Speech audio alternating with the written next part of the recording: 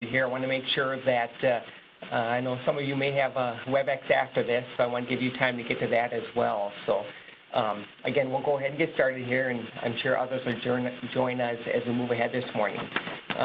Good morning and welcome. My name is Marvin Denzer. I'm one of MVEC's Key Account Executive Representatives. In lieu of the developments with COVID-19, we have decided for the health and safety of our speakers and attendees to host Minnesota Valley Electric's first virtual Key Account Forum. Many of you attended our forums in the past or at locations as golf courses in Mystic Lake, for example, but this is our first virtual, so hopefully everything goes well and we will we'll get some feedback at the end. Hopefully you'll find the presentations informational and beneficial while allowing you to attend from the comforts of your location. Along with myself, MVEC CEO Ryan Henches will be presenting as well. The topics we'll cover today, Ryan's going to give an overview of MVEC, talk a little bit about our power supply, the value of our generator program to both you, the members, and Minnesota Valley Electric, and a view towards the future. And in conclusion, I'll talk about our programs, our rebates, our communications with you. I'll introduce our key account representatives that many of you know already, along with the opportunity to ask questions and to take a survey at the end. And you can ask questions throughout the presentation via the chat tool. So if you have something as questions throughout the presentation, please submit those and we'll address them as we get them. With that, I will turn it over to Ryan.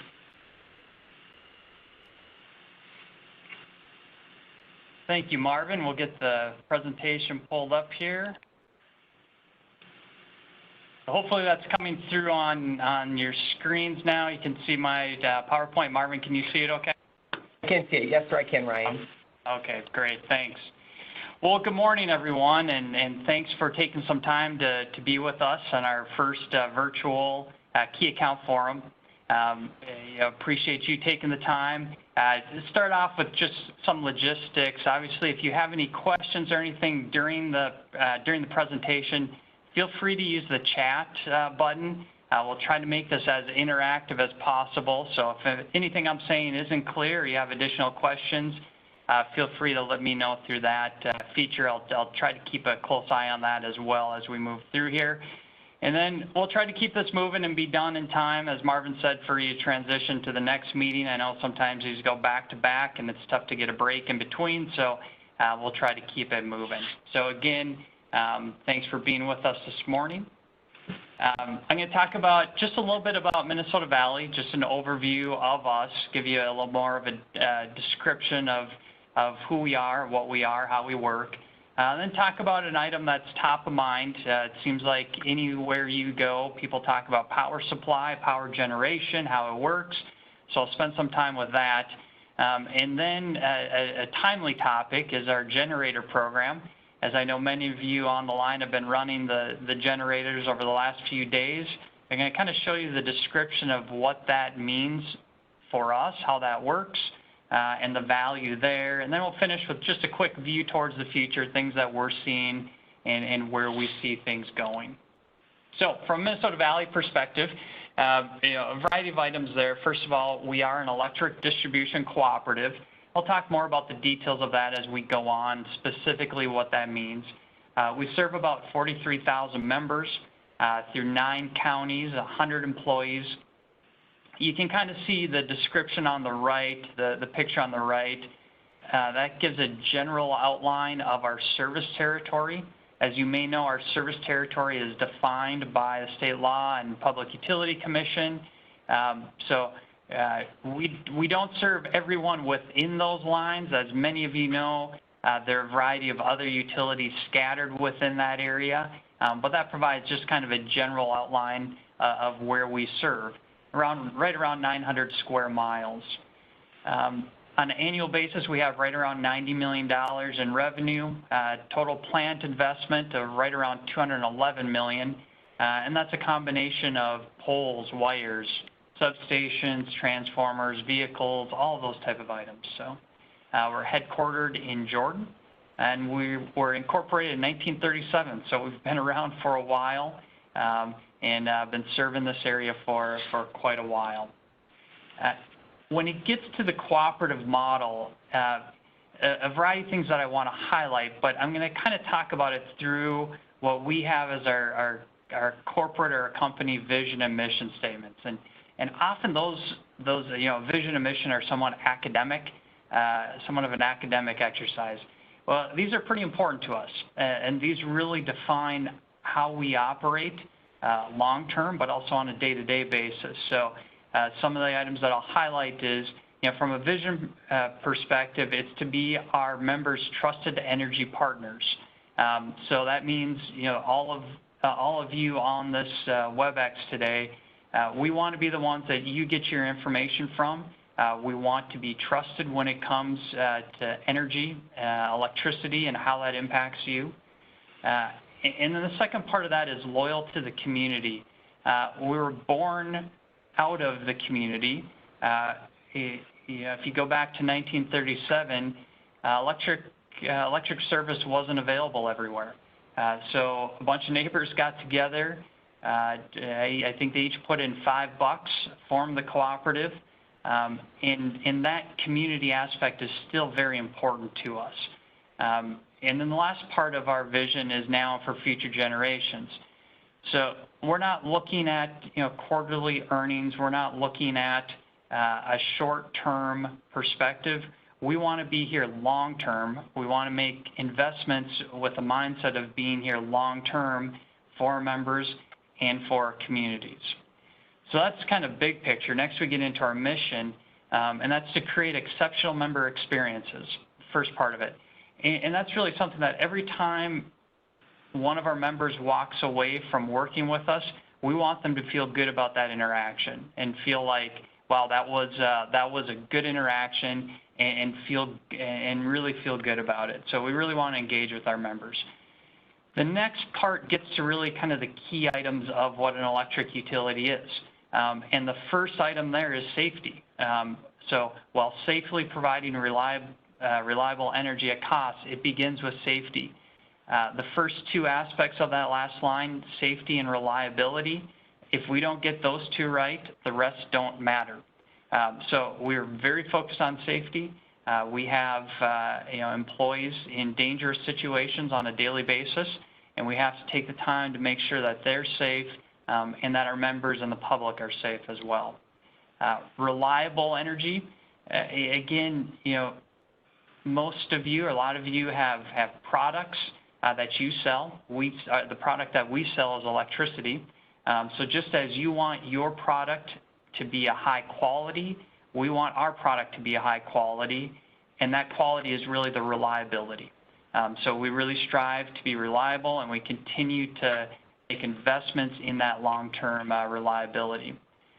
Now, the last part, at cost, gets to some of the components of the cooperative model. We are a nonprofit. Like I mentioned, we don't look to maximize profits. Rather, we look to maximize the value of the product that we're selling, and we're looking to serve you, our members. So at cost means that on a yearly basis, whatever margins, whatever we have in excess of what we need, that's allocated back to our members. So we don't have a profit motive, we have a value motive, and that's really what we seek to do. So the vision and the mission kind of provide the big picture of how the cooperative model works. A couple of key items that I want to discuss as well is we're governed by a democratically elected board of directors. So as members on an annual basis, you get to vote for who represents you and who runs the cooperative. Staff reports to the board of directors. The board meets monthly. But we communicate minimum weekly and oftentimes more than that to make sure that from a staff perspective, we're moving forward in a manner that is what our members wish us to do. Our board is very active in our communities, very active in watching what's going on at the cooperative and making sure it meets our members' needs. I know a number of them are on the call this morning.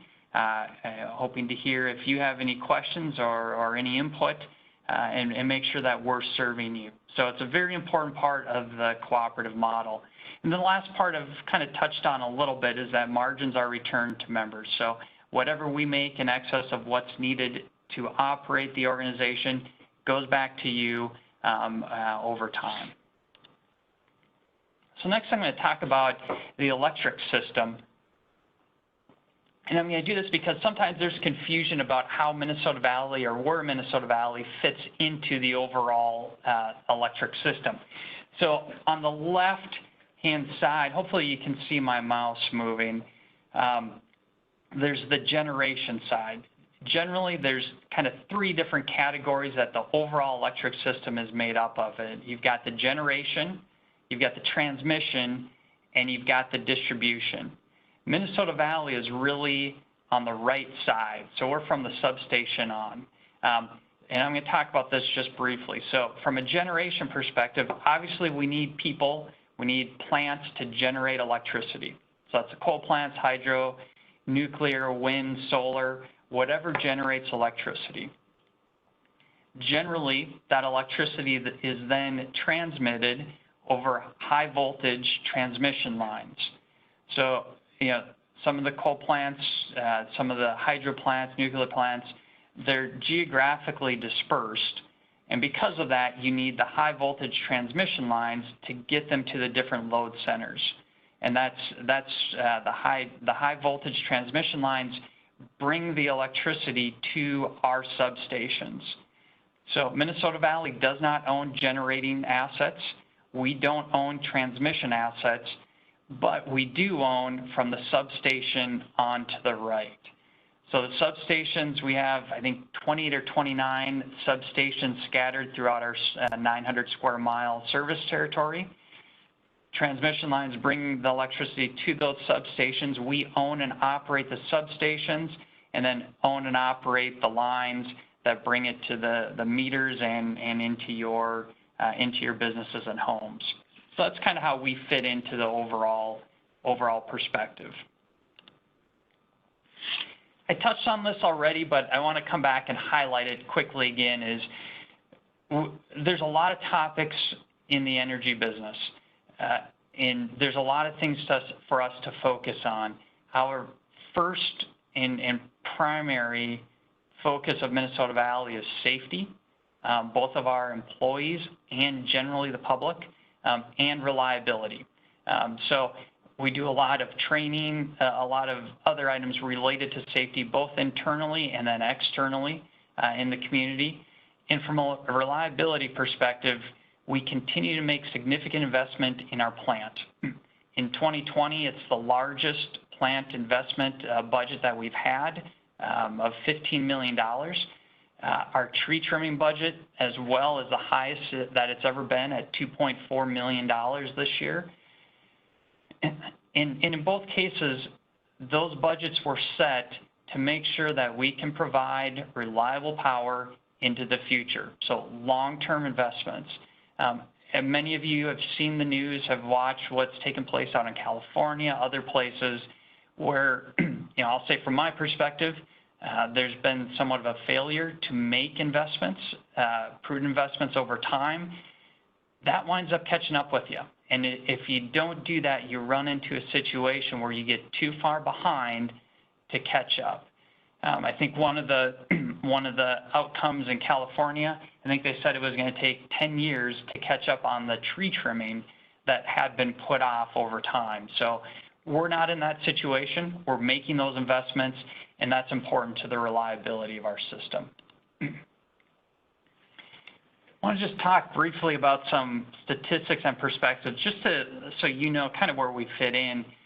We compare ourselves, even though we don't compete probably similarly to how you compete with others, we do have a competitive mindset, and we look at a number of different metrics, but the key ones that we look at is from a reliability perspective. We compare ourselves, we compare our reliability stats to others, and I'm happy to say we compare favorably to Xcel Energy. We have for a variety of time, so we feel good about that. From a rate perspective, right now on average our rates are about 10% below Excel. So we feel good about that. Last year, excuse me, I'll just take a quick drink of water here.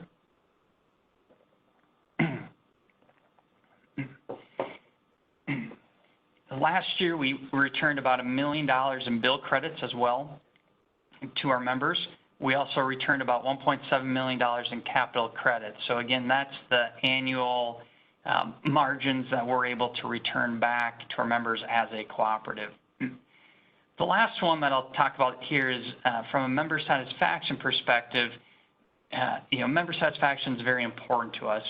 We do a survey on an annual basis, the American Customer Satisfaction Index. It's a standardized score across a variety of industries.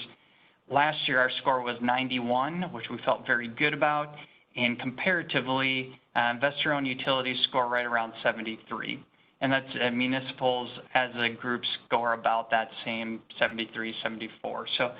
So we feel good from that perspective as well. And that's again an area that we really focus on, our relationship with you. It's very important, and that's something that we continue to watch over time. So in this day and age, we have to talk about coronavirus and what's gone on. I know this is an issue that all of you are working on from a business perspective, and I'm just going to talk briefly about this, just one slide. But from Minnesota Valley perspective, we began physically distancing our workforce on March 16th. So our office staff, again, we have right around 100 employees, 60 in the office, field is right around 40. Back on March 16th, we started telecommuting with our office. We went from having a staff that we really did zero telecommuting to, at this point, on a daily basis, Marvin's in the office, I'm in the office, and we have one other person in the office. Otherwise, our technology department was able to essentially overnight move our entire organization to telecommuting, which has worked very well. So that's gone well. Our field staff, we still have field staff that have to come into the office to get equipment, to work with their vehicles. So that's something that has been working well, and they're still coming in. We're trying to do a variety of things with them to keep them separate from one another and keep them working just individually with each other with specific crews. And one of the complications that we have, I know all of you are working on the mask issue and how you use masks and such at your business. We have the added complexity of masks needing to be FR rated, fire retardant rated. Our employees work in situations where there could be arc flashes, so a variety of complications with that as well. But on March 16th, we also closed our lobby, and our lobby is still closed. But we feel pretty good about how we've been able to react. I very much appreciate how staff has been able to react and transition during this time frame. From a financial perspective, our sales are down right around 5%. We've seen obviously an increase or a decrease in commercial usage. However, we've seen an increase in residential usage, which probably makes sense to everybody. Overall, I think we're down right around 5 to 6%. However, the other side of that equation is that our power costs are down. So as you know, we have to buy power on your behalf. We've bought less of it. So on the balance, our margins are actually positive for the year. So overall, from a financial perspective, even though sales are lower, our costs are even lower. So we're doing good there. Also from an accounts receivable, kind of the 30, 60, 90-day bill payments, they have increased. So we are definitely seeing issues where members are unable to pay their bills. Right now, we are not disconnecting. We haven't disconnected since March. And we're working with our members, trying to help them in a variety of ways, get different assistance and make sure they have all the resources and availability to pay their bill. But overall, there's no structural issues that we're seeing. Operational impact, from our perspective, it's business as normal. So hopefully that's what you're experiencing in working with us. But we haven't had any layoffs, no furloughs.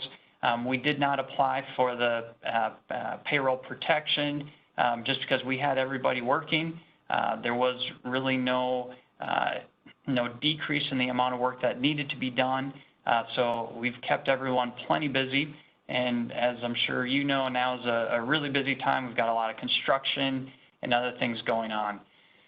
We're targeting returning some employees to the office somewhere around Labor Day. As many of you, I'm sure, are finishing your COVID preparedness document. We're doing the same. We're also developing a telecommuting policy. You know, if you would ask me 4 or 6 months ago if we would be telecommuting, I would have said no, it just doesn't make sense. I think nowadays with what we've experienced, it definitely does make sense, and we've had success with it. So it's something that we're going to continue to do. So it's something that we're looking at and trying to redefine what we look like moving forward. So as we move forward, you know, I'd mention, I know a lot of these are issues that you all are dealing with as well. To the degree we can be part of conversations with you and talking about how we're all handling these as a community, we'd be happy to do that. I think we're all facing similar questions, issues, and talking through those with each other probably makes sense. So definitely feel free to reach out and talk to us about any of these items as we move forward. So the last item that I want to talk about from an overview perspective is just recognition that you are very important to us. The commercial activity in our area is very important. It brings careers and livelihood.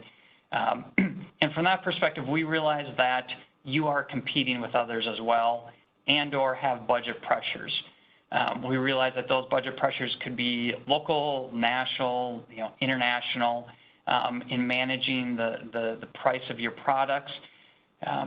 So our goal is to help you compete and help you to manage those budgets. And we think we can do that by ensuring safe electricity, reliable electricity, manage our rates, and continue to provide strong member service. So, so you're important to us, and we want to continue to work with you and partner with you as we move forward. So now I want to transition into a little bit of a discussion about power generation. This is an important topic. I think when I tell people that I'm in the utility industry, the first thing they ask is, well, where do you get your power from? So I want to talk about that a little bit.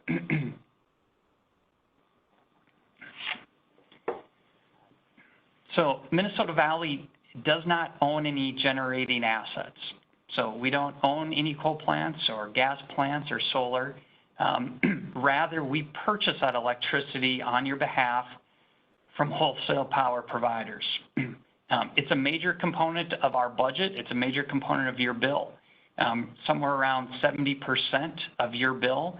In a lot of cases, probably a higher percent for some of you, is wholesale power.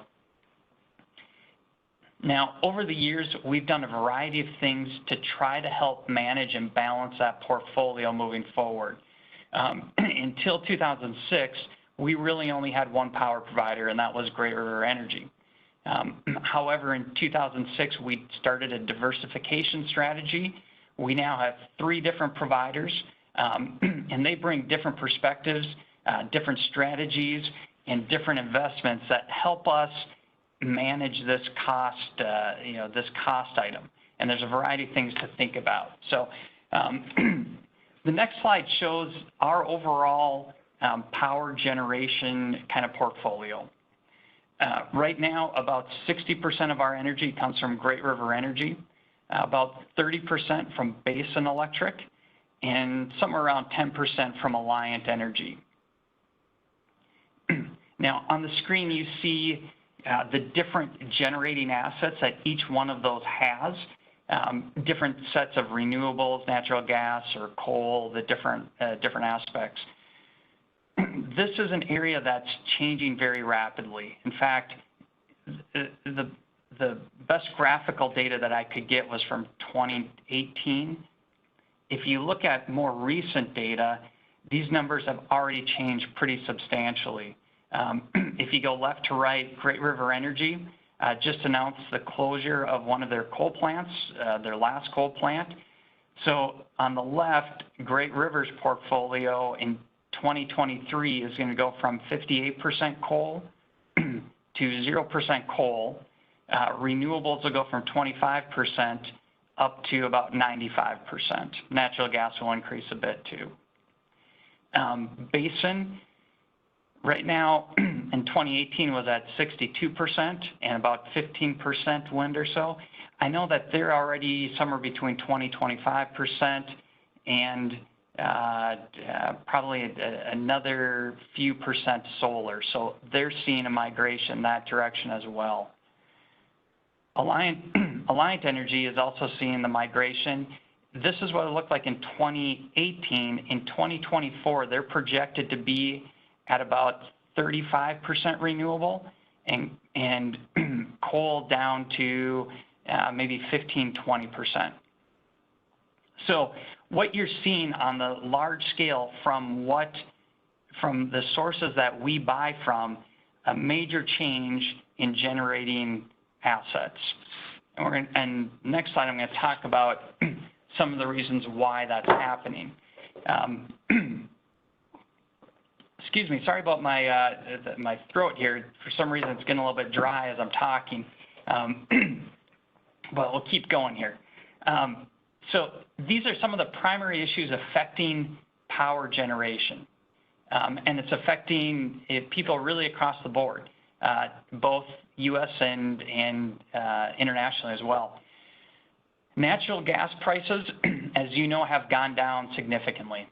And because those have gone down, it's increased the amount of power generation from power plants fueled by natural gas. So generally, natural gas power plants are smaller. Historically, they've been smaller. They're a little less expensive. However, the price of natural gas has made them not as competitive. When natural gas was around $6 or $8 or more in price. Now you're looking at natural gas that's about $1.60 or $2. So it's gone down so significantly that it's increased the amount of electricity that's generated from plants using natural gas. It's also increased the implementation or the building of new gas plants. And that's been somewhat in relation to the second bulleted item, which is the increase in renewables. So different tax incentives, so a combination of tax incentives and advances in wind technology and solar technology and other items have increased the cost competitiveness, so decreased the cost, increased the cost competitiveness of renewables. So renewables have the advantage of some significant tax incentives, but they've also increased the technology. So they cost less to install, and their capacity factors, or the amount of time that they spend actually generating electricity, has increased pretty substantially.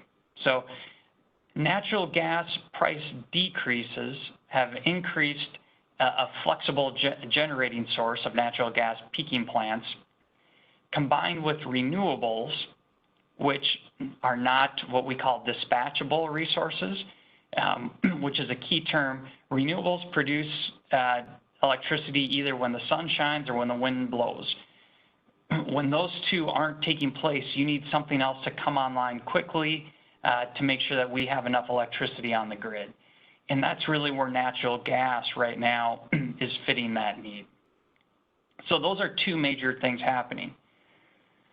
The third item that impacts all of that is the development of energy markets. I'm going to show you a little bit of an interactive view on that in a minute, but Minnesota Valley and a variety of utilities across the nation participate in energy markets. Essentially, in our area, all energy producers, so all generating sources, sell their electricity into the market and then buy their electricity from the market. So those markets have changed some of the dynamics, and some of the cost effectiveness of certain generating sources. So that's another major issue. And then the two last ones, we've got legislation that's definitely affecting power generation. As you may know, last year, Minnesota had an introduction of the Clean Energy Plan by 2050, so carbon-free by 2050. There have been other things that have been introduced, so legislation is really impacting power generation. And then also business requirements. And this is something that we're watching closely and definitely are interested in feedback from you. Different businesses with different sustainability goals, different requirements, are putting requirements on the power producers to have a certain amount of renewable generation. For example, you may know Google is planning a data center in Becker, Minnesota, largely because Xcel Energy is closing a coal plant and plans to replace it with some combination of wind and gas. So those type of business requirements are also driving decisions and issues around power generation. So the issue, what you wind up seeing is that those dynamics are creating a situation in which people are moving away from coal-based generation to more natural gas and renewable generation. We're seeing this with Xcel Energy. We're seeing it with Alliant Energy locally.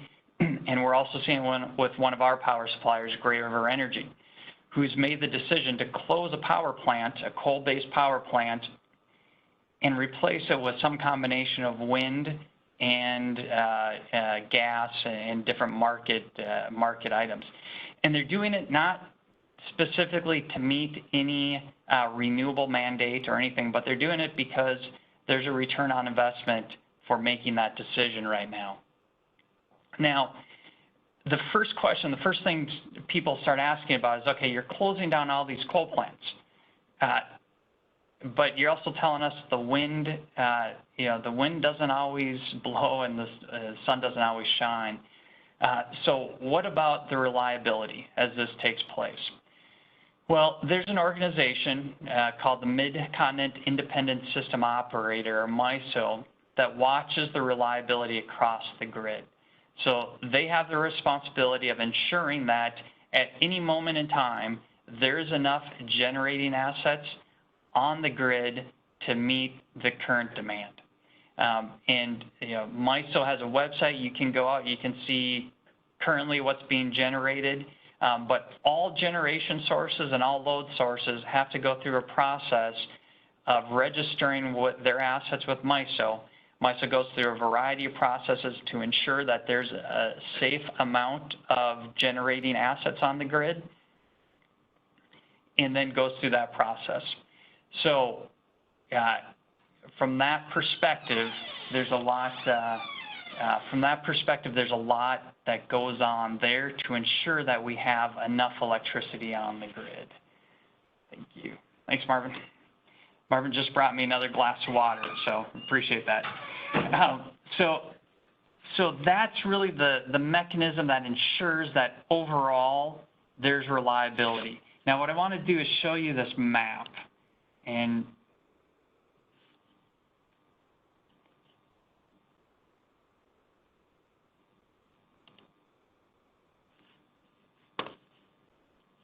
just want to make sure that that you're able to see. Actually, Brent, would you mind giving me a thumbs up if you can see the map right now? Okay, all right, thank you.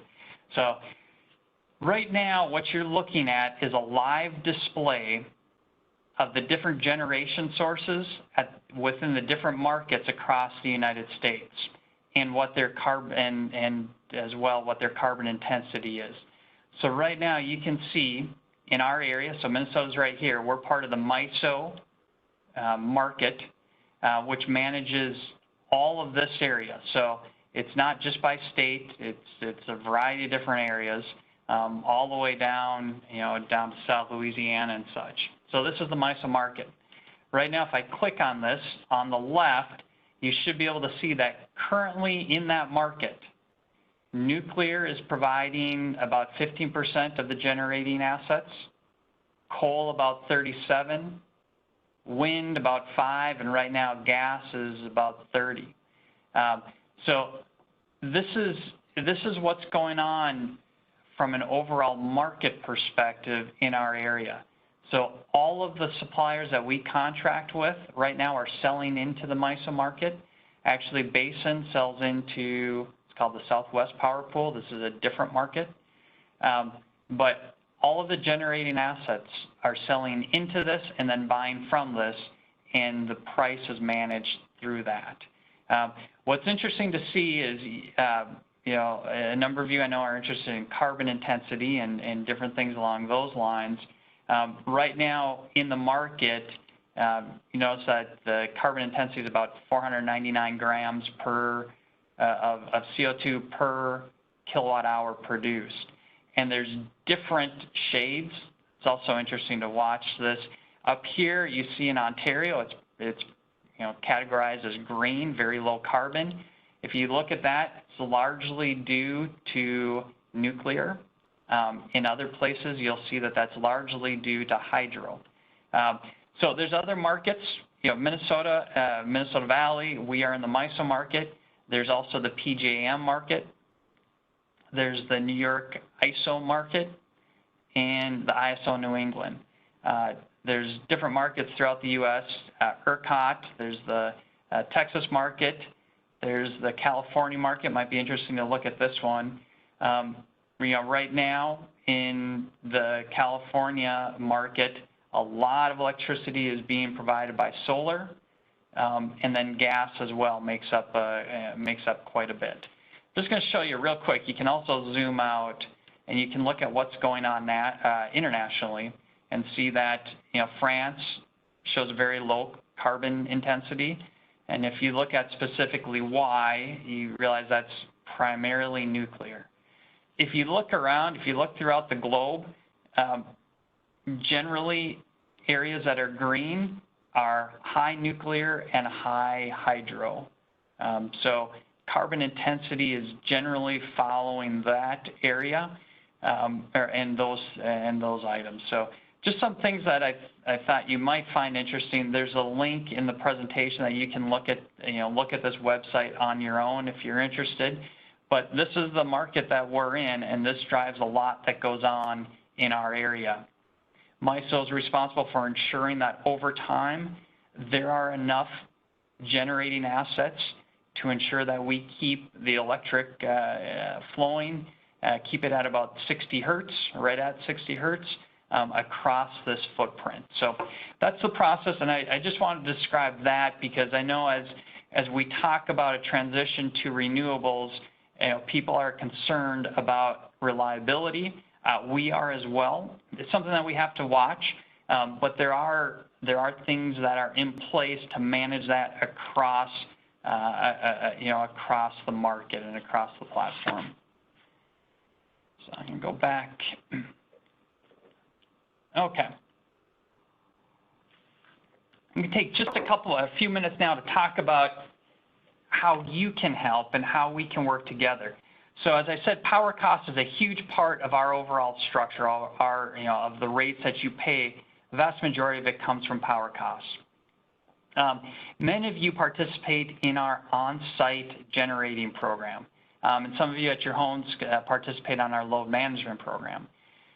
How this works is in exchange for you allowing us to control or interrupt your generator or air conditioner or water heater or whatever it might be during times of peak use, you receive a lower rate. So now I want to go through more of a description about how that works. And we're going to use real-time data from the last couple of weeks here. So there's two graphs on your screen. I'm just going to orient you real quick. On the very left graph, that's Friday, June 5th.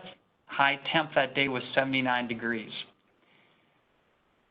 On the left is our overall system load. That's the total usage across all of Minnesota Valley, all of our members, all of the businesses, everybody, how much total electricity was being used. On the lower, you see the hours. You see the hours throughout the day. How this works is this shows our actual system load. So you can see overnight it goes down pretty low. It's about 70,000 kilowatts. Starts to grow. And if we did nothing, usually our peak for the day would be right around 6 o'clock. It's almost always that way. And on Friday the 5th, that's where it wound up. So that was a 79-degree day. On that day, we didn't ask you to push the button on the generators. We didn't do anything from a generating perspective. We didn't do anything with a load management perspective. Now, fast forward just a few days, Monday, June 8th, high temp of 94 degrees. As you see, our load got up to 135 kW at about a little bit before 9 o'clock. Look back on that Friday, we hit the peak for the day at 6 o'clock at 135, and now here 135 is right there. So our load keeps growing, and keeps growing until about 11 o'clock, at which point we start to issue load management control. So that means at about 11 o'clock, we start to control water heaters, start to control other assets, and then we eventually start to control the generators. And you can see the impact controlling those generators has. You see our load starts to go down, and by the time all the generators at your locations are running, we go down to right about here, which I think is about 140 megawatts. So now through this time, load comes back up a little bit, then goes back down, and then as we release control, so when we say, okay, control's over, it spikes back up. So the value, what we're trying to do is minimize this monthly peak. So we get billed by our wholesale power suppliers at whatever that highest peak was for the month. So for June, it's 165. We hit 165, we controlled, so we will get billed there. Now, had your generators not run, had the air conditioners not been controlled, this is what we would have projected, is that our load would continue to increase to almost 200,000 or 200 megawatts. The difference between getting billed between Minnesota Valley getting billed at 165 and 200 is somewhere around $800 to $1 million just for that 1 month. So that's why, again, back to the cooperative model, we don't keep that money. That's how we are able to provide you a lower rate, is because you help us avoid being charged here. We're charged here, and then that savings goes back to you. So that's how the programs are set up, and that's the value. So if your generators didn't control and moved us down in this area, we would have wound up here, and all of our members would wound up paying more. So that's the value. We appreciate you helping us with that. The other thing I'll say is, this is a complex item, and it takes a lot of time to manage. We appreciate your flexibility and your understanding in working with us through this. Also know that Monday the 8th we controlled, but we've also been controlling the last, I think, 2 days, and I'm not sure if we'll control today, if we'll need to. But at this point, we're trying to keep our overall load below that 165 megawatt mark. And the degree to which we can do that is the degree to which all of our members that are on the program save money. So again, we get billed at whatever that top number, whatever the highest peak was for us, for all of our members for the month, that's what we get billed at. So the degree to which we can reduce that provides savings, and that's what we then provide back to you. So hopefully that provides some context in how the value is derived. and how we manage those programs. So now I'll just finish up with a quick view to the future. We'll continue to see a transition in power supply. It's going to be a transition from coal to other resources, but we also don't expect coal to go away entirely. It'll be less, but it won't go away entirely. Great River Energy, as I mentioned before, announced the closure of Coal Creek Station. It's about a 1,100 megawatt coal plant, and they're going to replace that with some combination of wind and market purchases.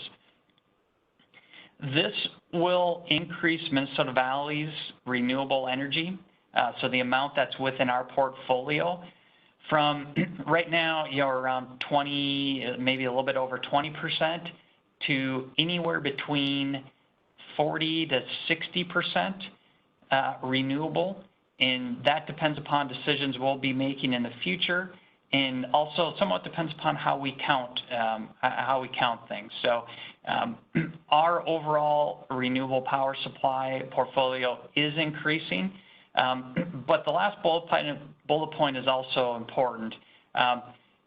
The renewable energy in our portfolio is increasing. It's not increasing our costs right now. The way it's being done methodically, strategically, we're able to do it, but at minimum manage costs, and then hopefully over time reduce costs.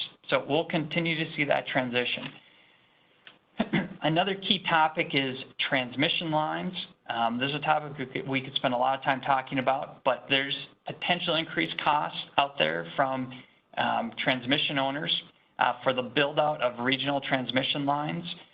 This is something that's being studied right now. Back in a few years ago, there was a major transmission line build out that I believe was about a $2 billion investment over our region. We're looking at something that could be potentially as much or more in the future to manage some of these disparate resources, renewable resources that are in different places. And in order to get that electricity to load centers, we're likely going to have to build transmission lines, or the transmission owners. So there's a group that's looking at that, but that's an important item that we're keeping an eye on, because that could impact costs as we move forward into the future.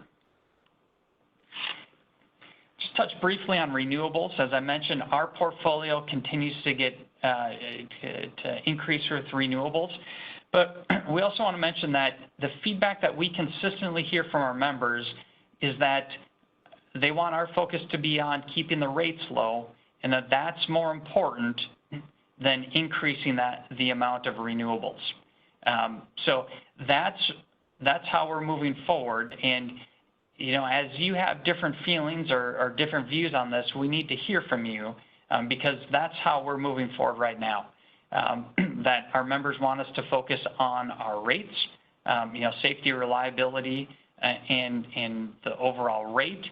As we can become more renewable cost effectively, I think everybody wants us to do it, but what we're hearing from our members is don't substitute renewables for price. So make sure that the price is continued to look at. We do have options for members wishing to procure more of their energy from renewables. Our Green Source program, Marvin will touch on that a little bit more, but there's a way that if you want more renewables, that you're able to get it from us. So we try to meet all the needs from that perspective. And looking to the future, we're also keeping a close eye on the development of battery storage. Large-scale battery storage might be something that we have in place in the future. Electric vehicles are increasing pretty substantially. We're adding about 6 to 7 per month in our service territory. And I know as a business, and some of you have fleet, these are issues that you're looking at, and we'd like to be looking and working with you in the future on that. And then time of use rates, something that we see potentially, in the future is using more time differentiated rates, utilizing smart technologies that you may have in your business to help manage overall costs. So those are some of the things that we're looking at as we move forward. So just to summarize, again, there's a lot of different things going on, a lot of different aspects to the energy business. Our focus, again, is safety, reliability, our rates, and our member service. We feel like we're positioned well. We have strong reliability, and we're making investments for the future. Our rates have been stable, and we're projecting them to remain stable at this point. And we continue to value your feedback and look at and really value our interactions with you. Power generation will continue to transition. We're closely managing that and watching that. And our view is to have an overall balanced approach moving forward. So with that, I just want to thank you for taking some time. Apologize for my scratchy voice this morning, but appreciate you taking the time to be with us and value any of your feedback. We'll look forward to doing these in the future if you find value in them. Covered some topics pretty high level. We can dig into them deeper as necessary. But also want to provide, finally, my contact information. I have a lot of confidence in Marvin and Joe and Craig in working with you, but also want you to know that you can reach out to me at any time as well. My contact information is there, and we're here to serve you. So anything you need, please let us know. So again, thanks for your time, and I look forward to talking with you.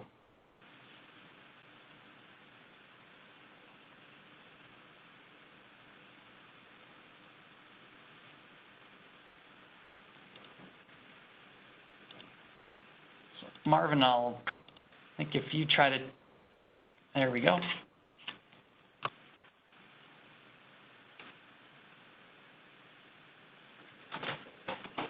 Okay, Ryan, you can see my screen, I hope. Try to go into presentation mode quick. Do that right now. Slideshow button there.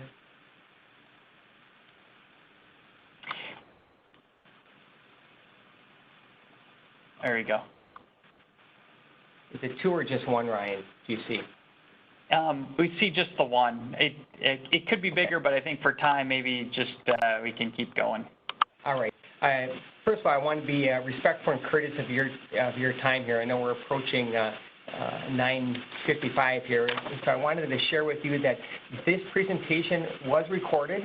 So at any time, you can go to our website and view it again if you'd like, or if you need to tap out here shortly, you can catch the rest of it on our website as well. So, and you can forward it to your colleagues if you'd like that. So, just want to make note of that before, if you have to leave a little bit early. The slide here, we do have rebates available for you, as we mentioned earlier with LED lighting and some of the heating and cooling. There's a variety of rebates here. Again, all this information is on our website, so at your leisure you can take a look at that and go to the business section on our website, whether it's your charging stations or some robotic milking we've had and the traditional LED lights. You can go on our website and get all this information on there regarding the details around the rebate program.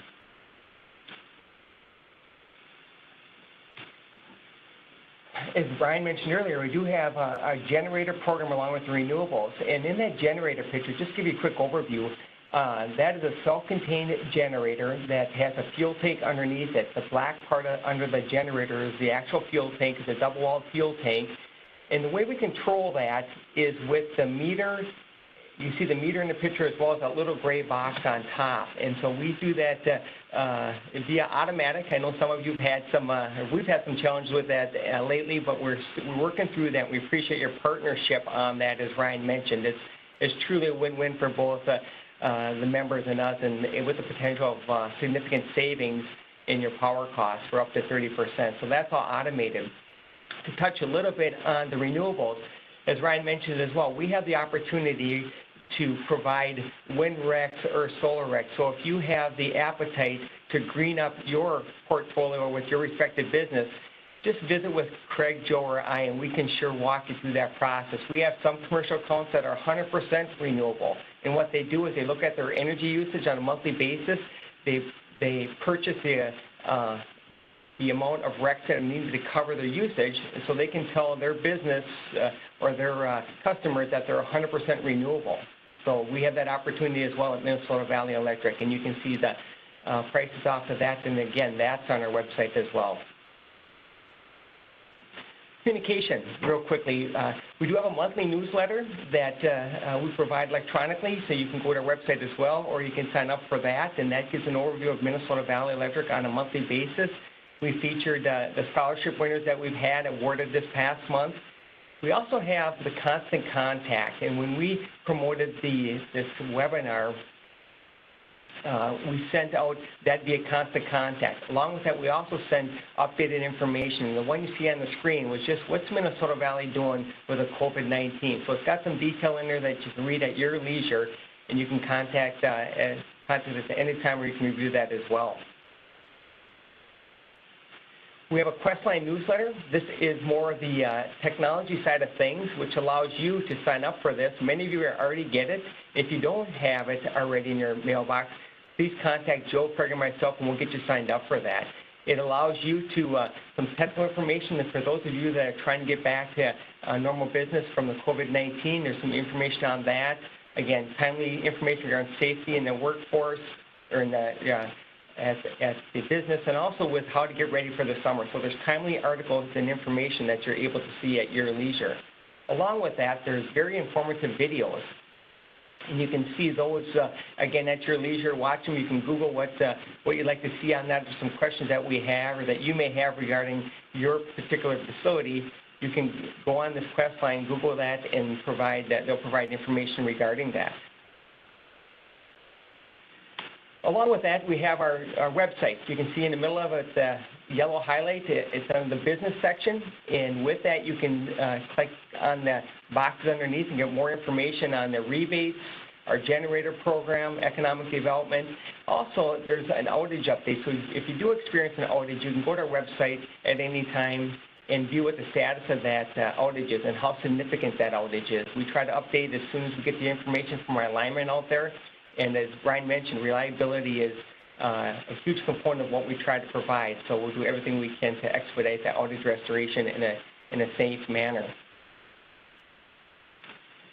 In conclusion here, just our contact information. Of course, myself, there's my email and cell phone phone number. Again, we have Craig Lofdahl with his contact information, Joe Green, along with his contact information. I know many of you know these individuals.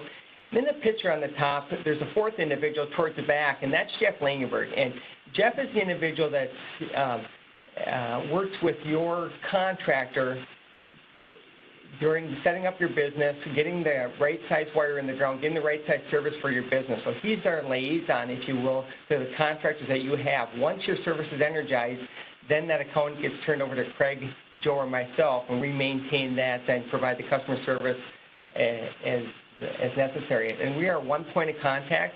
So if you have power quality issues, power factor questions, or any billing questions, you can contact any of us three, and we will do the homework and try to get it back to you as quickly as we can with information regarding your question.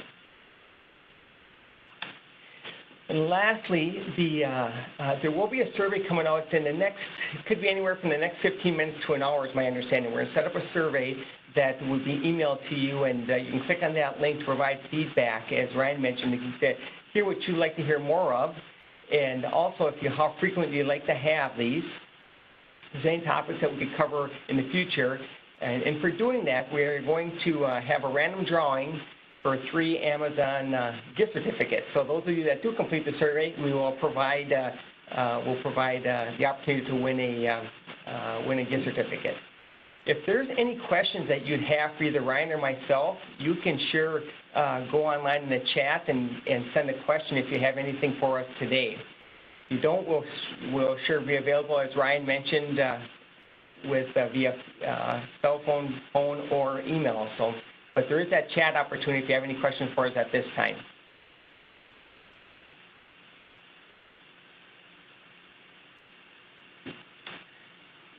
Jeff, I'm not seeing any. Are you seeing any, Jeff? Nope, I don't see any either. Okay. Well, we're at 10:01. So again, to be respectful and courteous for your time, we do appreciate you taking the time on your busy schedule and attending the WebEx this morning. As Ryan mentioned, you're very important to us, and we sure appreciate your business. Again, thank you for attending, and please take the time to complete the survey at the end of the presentation. Thank you.